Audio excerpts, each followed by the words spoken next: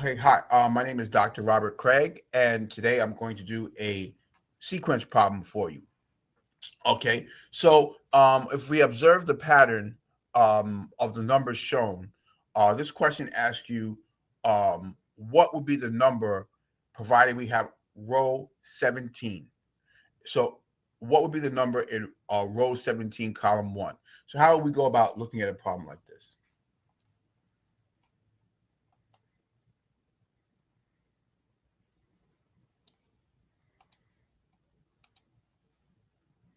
So I developed a lesson,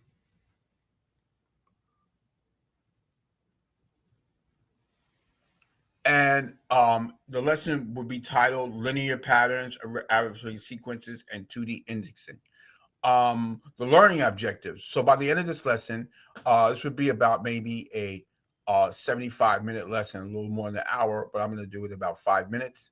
We identify the common difference D in a sequence of row starting values. We're going to derive the formula for the nth term, and that formula is going to be a sub n equal to a sub 1 plus parentheses n minus 1 d of an arithmetic sequence. We're going to apply the arithmetic sequence formula then to solve the problem. Okay, so in the norm, materials we would have would be a whiteboard and projector, student handouts, we would have markers and pens, and a calculator. Okay, so first we'd like to engage the students for the first part of the lesson, for the first few minutes. So we would ask students, we're going to look at a pattern using a weird calculator or table. Okay, so the initial observation, what is the difference between the consecutive numbers left to right, and how many columns are in each row?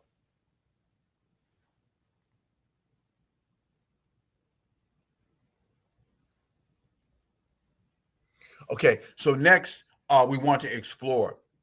So we will try to find the sequence. So focus on this task of finding the sequence. So I would ask the class for column 1, what are the first 3 rows, 9, 15, 21? And I would ask, what kind of sequence is this? What's the distance between the numbers? So if we look at any pattern, so I would challenge the class first to find the terms in the next 3 rows. So row 4, column 1 is 27.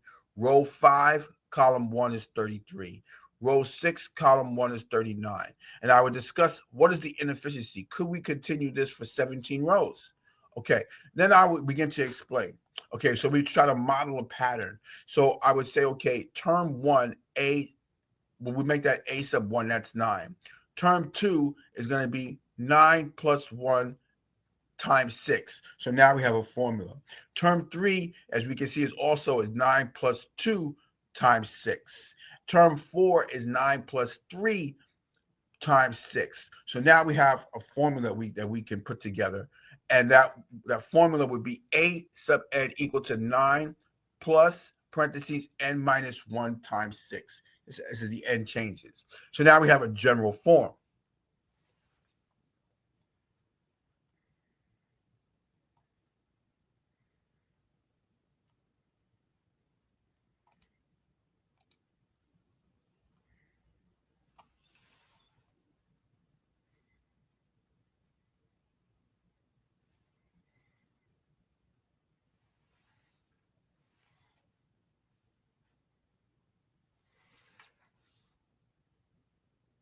So again, we have the general form A sub n equal to 9 plus parentheses n minus 1 times 6.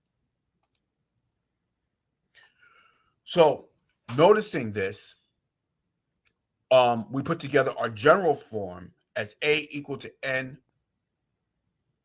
equal A sub 1 plus parentheses n minus 1d.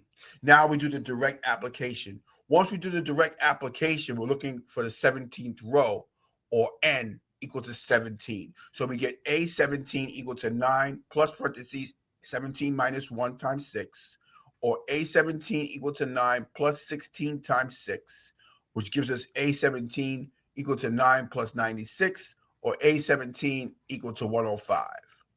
So that would be our answer. As an exit ticket, I'd like to challenge you. What would be the number in row 20, column 1? So what would you do is for a ticket to exit the class, the answer would be 9 plus parentheses 20 minus 1 times 6 equals 9 plus 19 times 6 equals 9 plus 114 equals 123. Thank you.